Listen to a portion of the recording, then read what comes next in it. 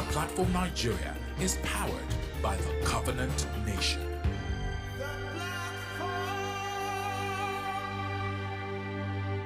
You're live at the Platform Nigeria, and our next speaker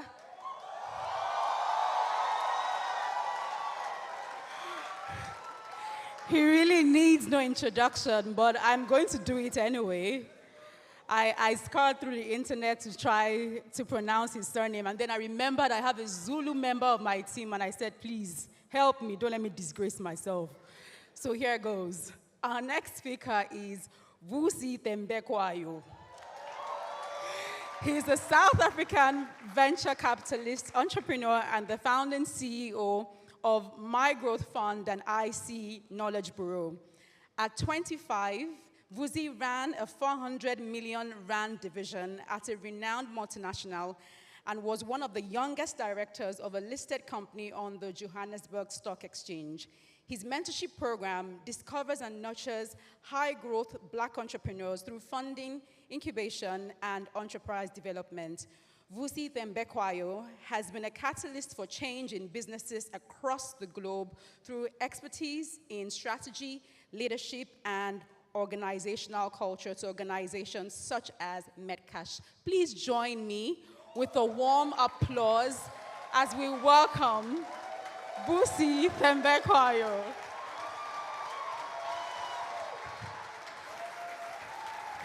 Thank you so much. Thank you. Thank you.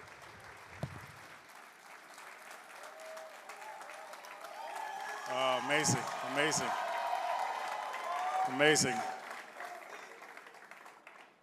Glory to God, glory to God. Glory to God. And to the Vusi Nation, let me say hello,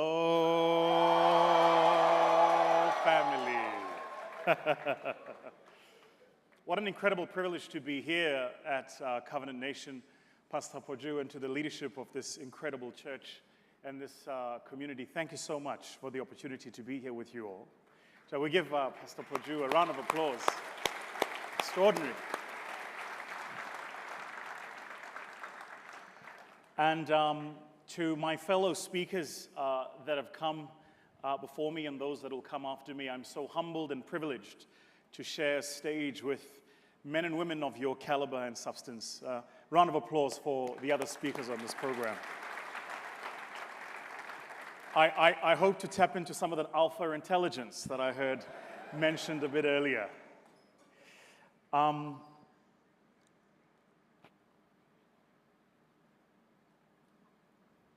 Help me.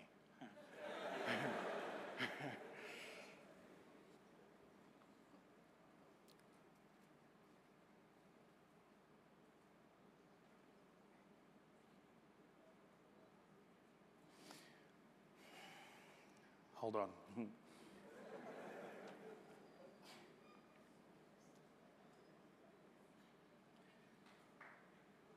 Yeah, do that. That's going to help. That's going to help. It's going to help.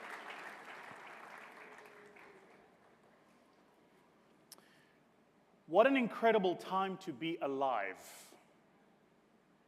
What an incredible moment in the history of this little rock we call Earth, for all of us to be here as sentient beings experiencing this thing called life. Never, not in the history of this glorious continent of ours, have we had at our footsteps the opportunities that we have, and I speak in particular to the young people who have this incredible opportunity you have in front of you today.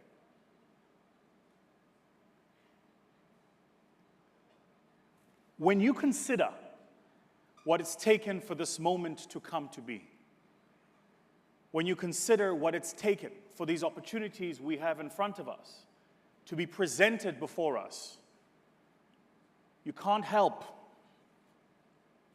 but bask in the incredible glory of this opportunity. And if I'm sounding cryptic, I will double-click in a minute.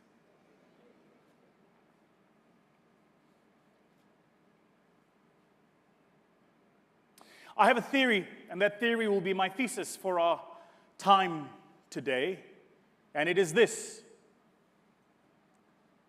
It is that this moment and this season is for you and I to seize and to make the best of it. But for us to seize it and to make the best of it, we have to be intentional about this moment and this season.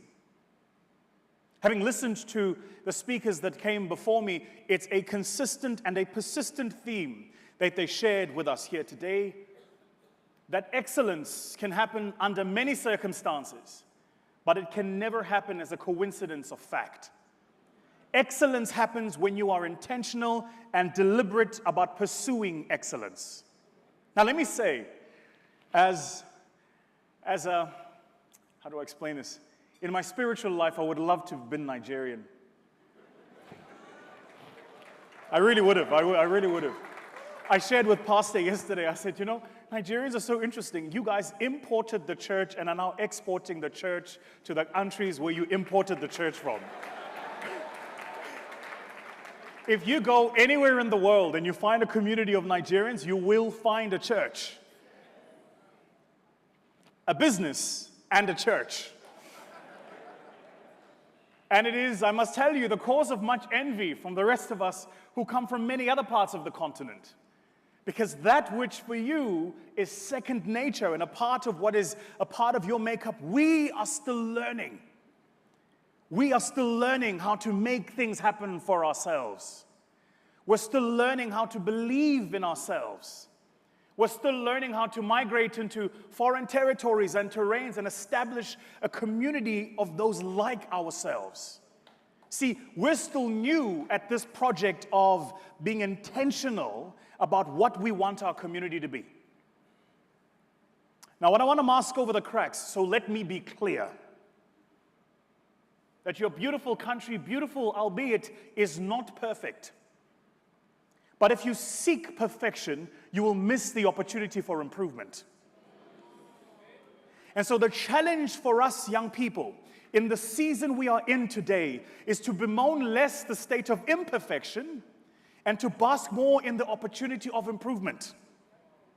Everything we are, everything we present, and everything we export to the rest of the world is a function and a consequence of us seeing first the opportunity for improvement and then seizing it.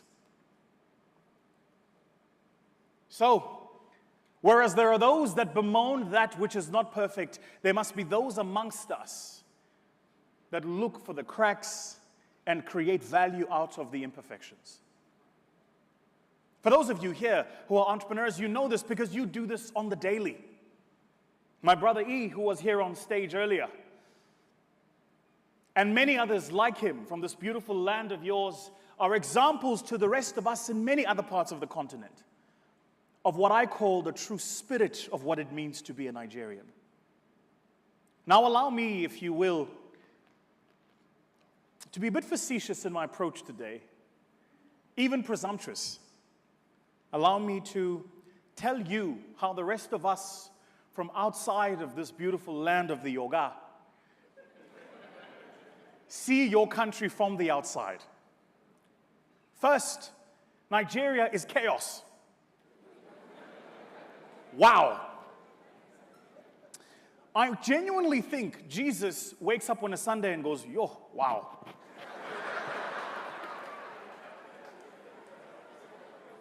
They're still doing it. It's chaos. Absolute chaos. And so, where do you find value? Is you find value in spaces where there is chaos. The reason Nigerians thrive no matter where in the world you are is whereas those of us who come from perfect environments of cushioned order get jolted into the chaos of reality. When you guys find yourself in chaos, you go, ah, look, home.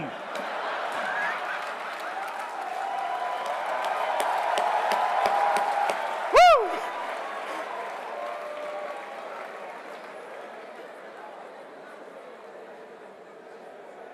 What a gift. Pastor, on the drive here,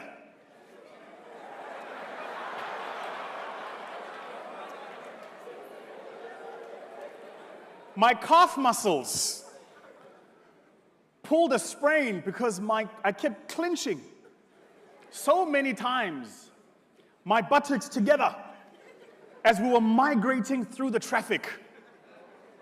Now, in the country I come from, we have these things on the road called lanes.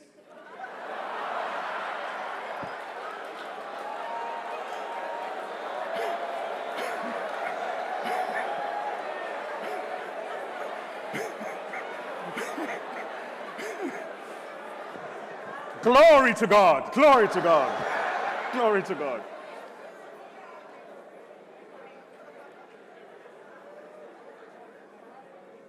It's a crazy idea, this thing called the lane, but basically the simple theory behind it is this: that you take a single block of black tar and you draw upon this block white lines, and that these lines should serve as demarcations of how we behave on the road. There are some rules to go with these lines. The one rule is that if the line is solid, you may not switch from the one end of the line to the other. Nigerians didn't get the memo.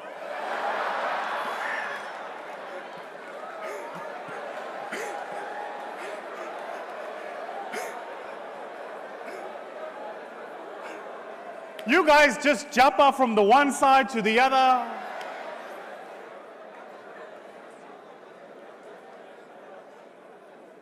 There is another rule, that if there is a section of this tar that has got yellow markings in it, the yellow markings designate an island.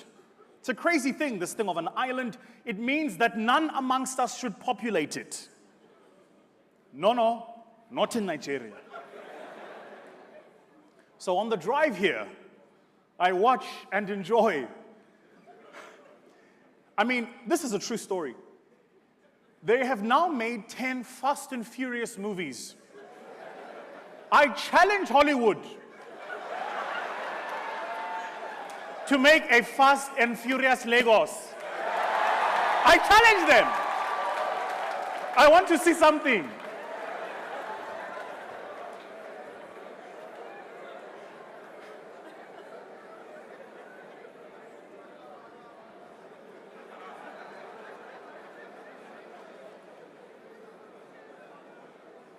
Yeah.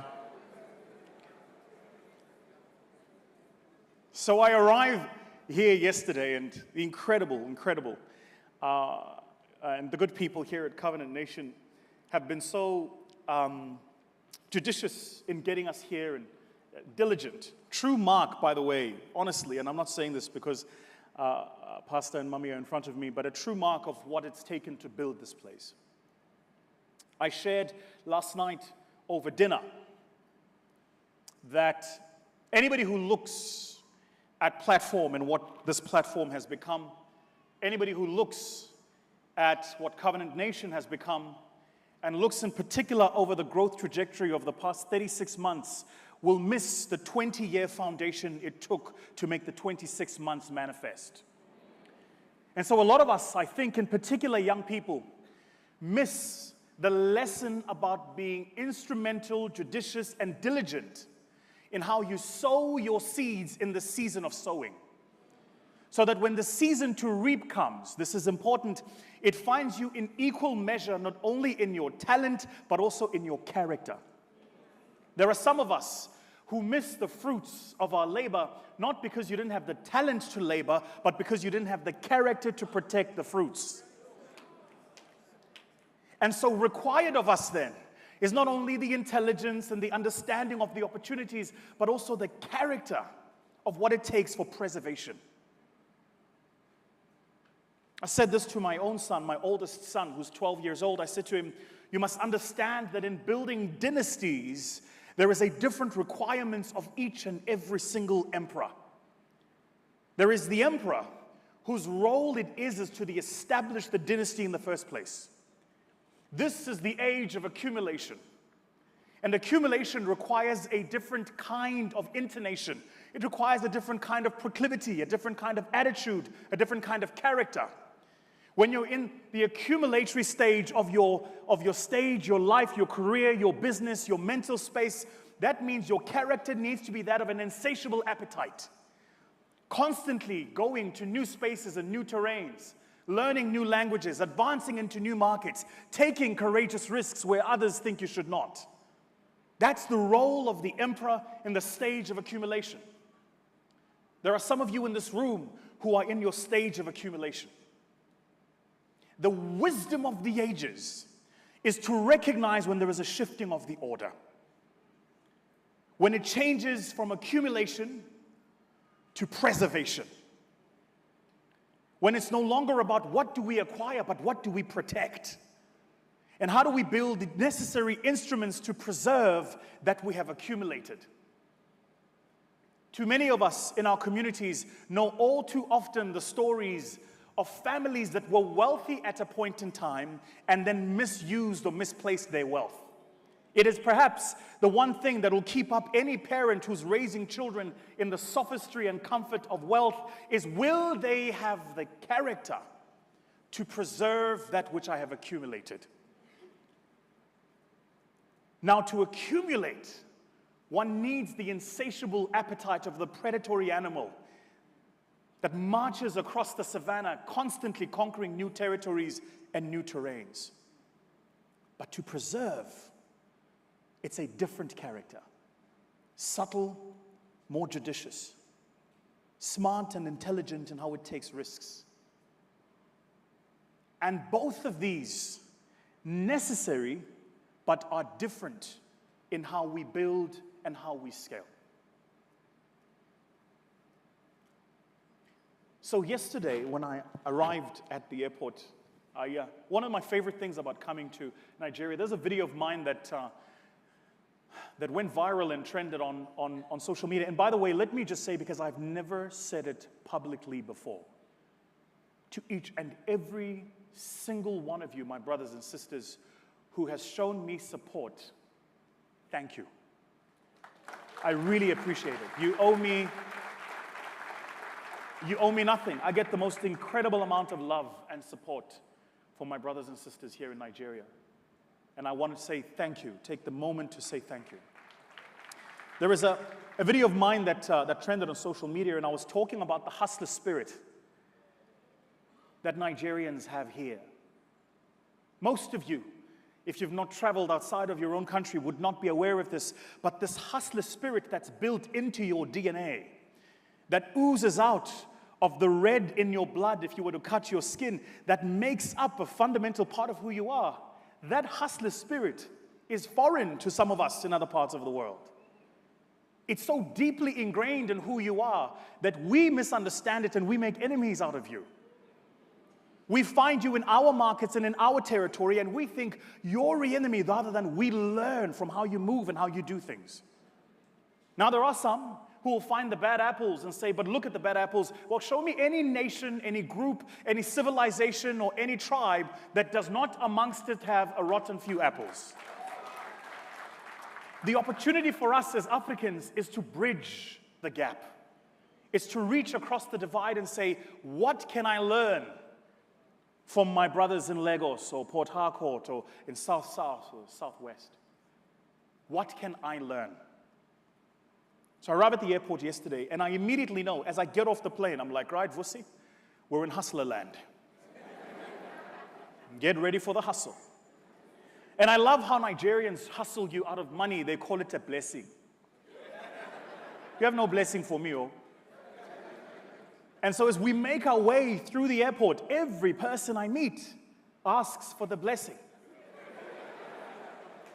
Now, the first time I came here, I blessed everybody. Because I didn't know you can say no.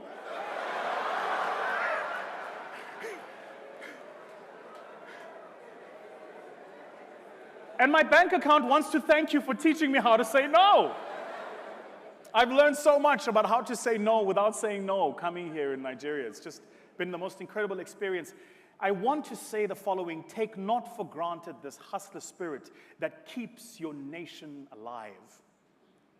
Do you know, in every single economy, in every single marketplace, across the length and breadth of this beautiful continent we call home, if you look for a landmark company changing the terrain, you will find a Nigerian in the top 3.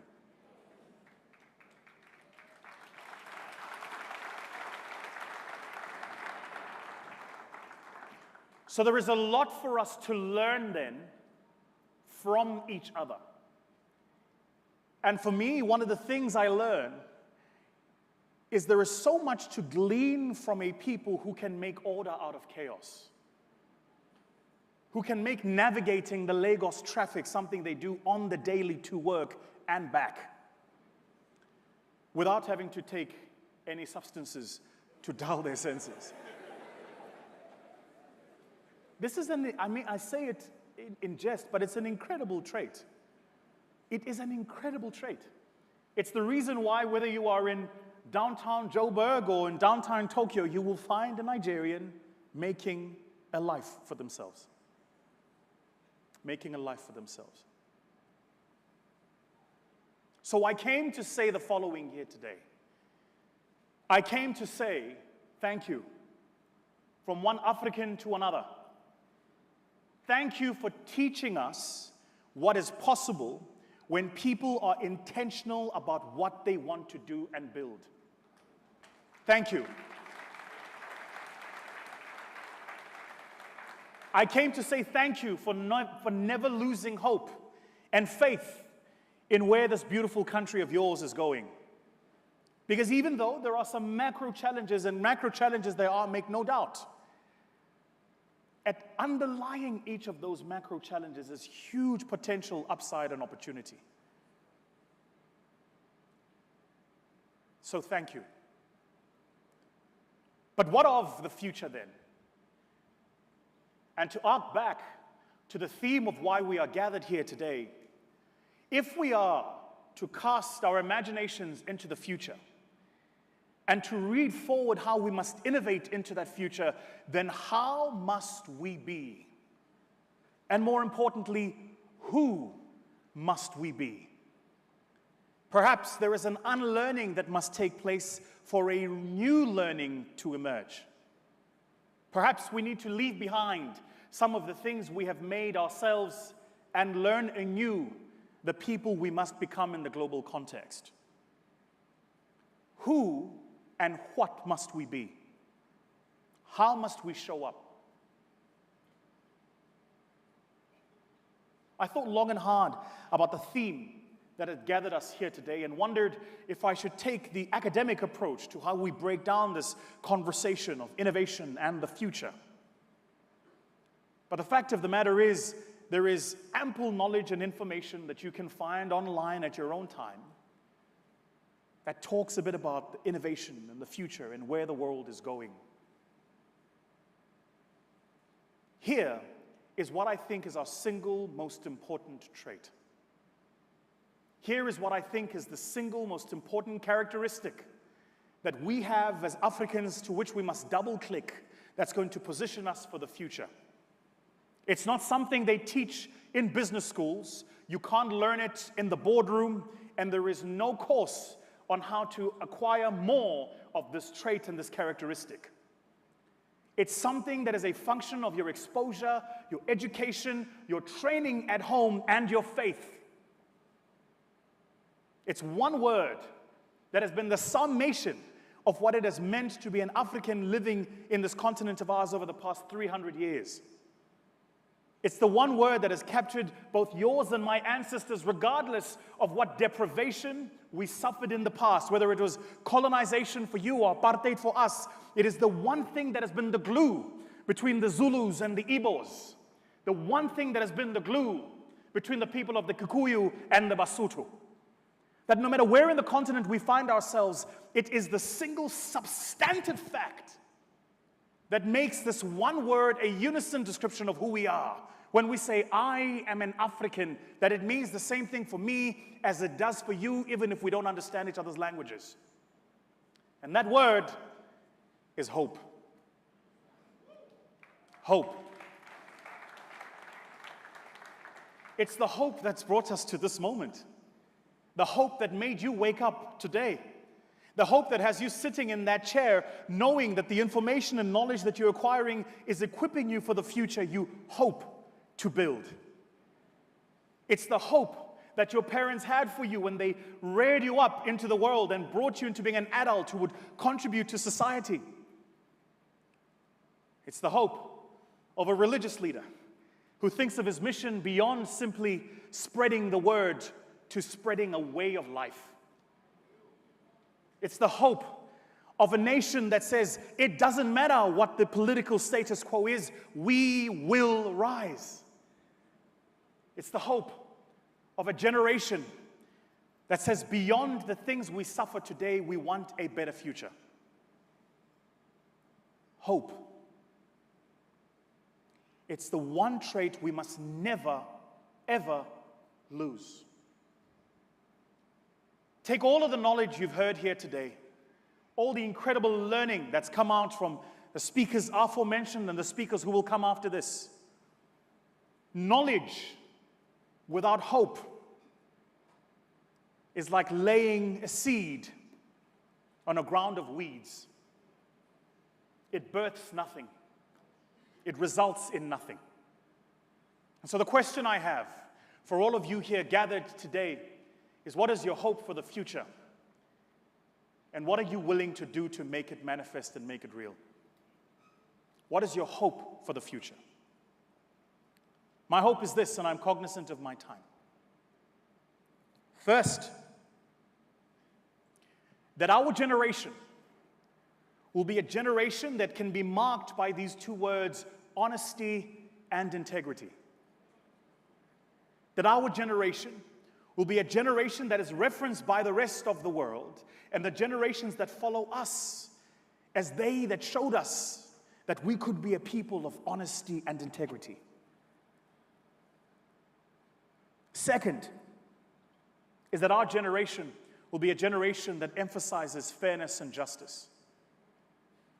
That we will go beyond simply that which is made real by the levers of power, but that which must be made real by the levers of justice. And recognize that those two things are not always the same. And third, that our generation will be a generation of service and generosity. A generation that extends itself beyond itself and reaches out across the divide.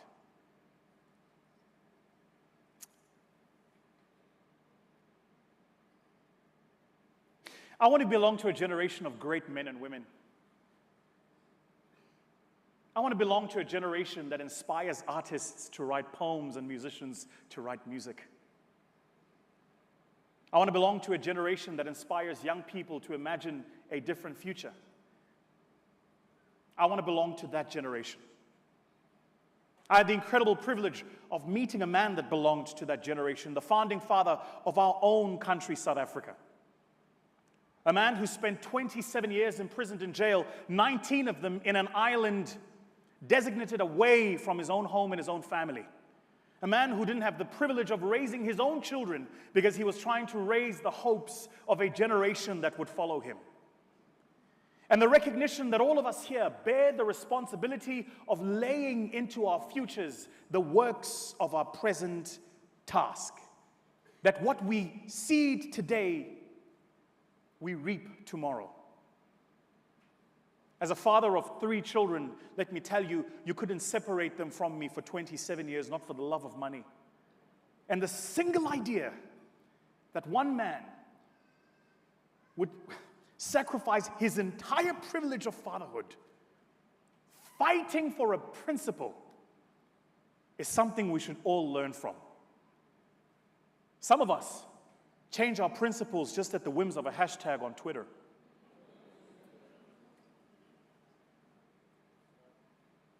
Are you willing to stand behind your principles? This is the age of men and women of principles. An age where the rest of the world seems to have lost its mind. Taking 13-year-old infantile boys, dressing them up in drag and putting them to perform in front of old men. who are attracted to children and refer to themselves as those attracted to minor persons. There's a word for that. It's called pedophilia.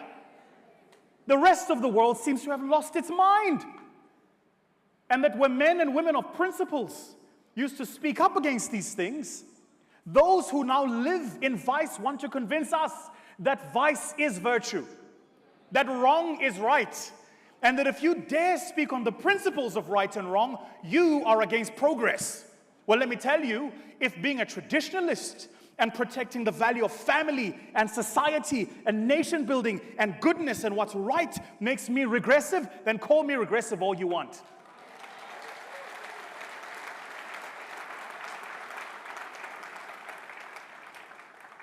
Beyond how we march into the future must be asked the question, what are the principles beyond which we are not willing to negotiate? Who will we be in the future? And how do we hold the line at the frontier of those principles? This is being streamed online. I am telling you for free that they will come for me after watching this. And this is why we cannot be believers and be cowards.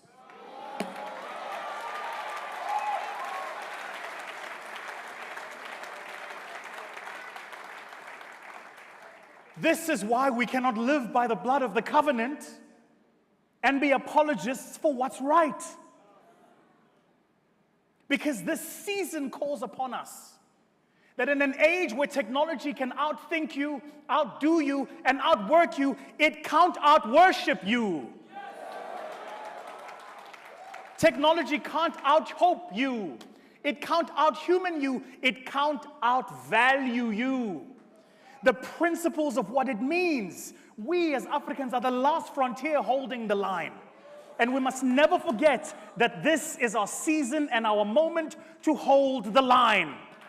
And so the question I ask of all of you here is, where are the men and women who are holding the line?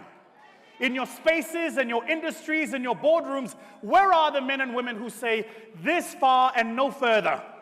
I will not be part of that corruption, not be part of that deal, not be part of that discussion, not be part of that cheating. No, I will not be part of it this far and no further. I'm so good, I should run for politics. What do you think?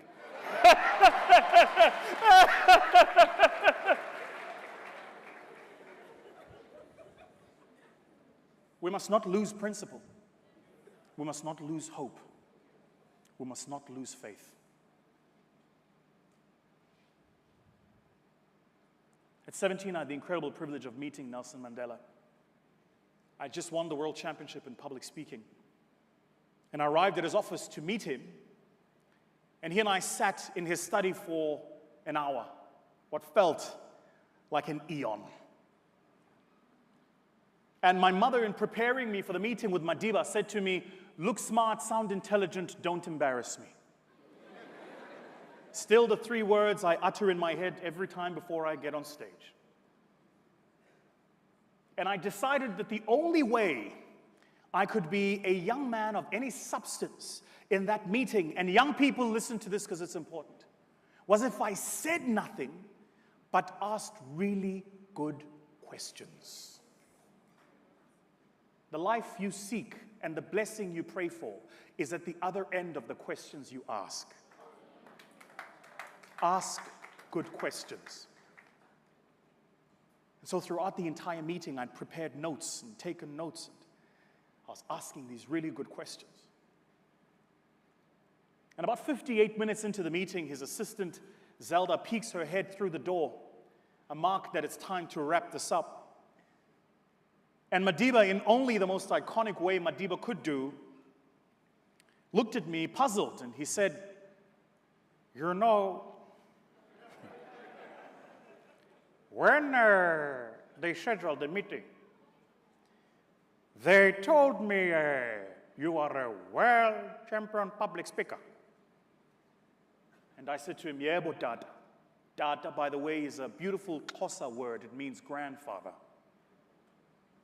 And Madiba looked at me and he said, but man, you have not spoken.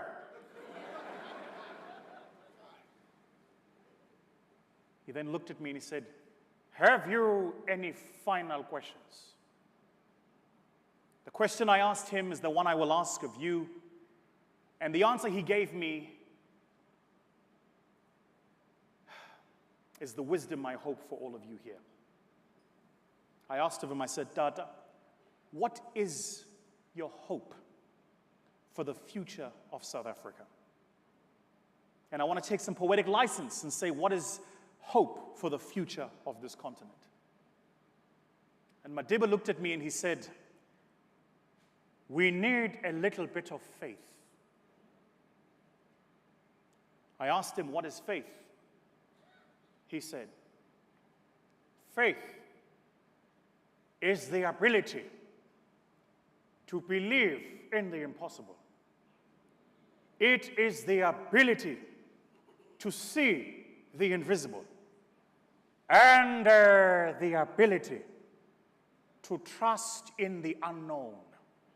Now, I know that you cannot see what's at the other end of this chasm, that you are not known of what's happening on the other side, but I promise you here today, as sure as my name is Vusi Thembekwayo, I am 6'2" Zulu and good looking, I guarantee you this, that the mark of what it's meant to be an African is we are a people of faith and hope. And that what I pray for you, your nation, for this church, and for our entire generation is that we will live by principle, we will live in hope, and we will be people of faith. I'm so humbled that you have invited me here. Thank you so much. Thank you. Thank you.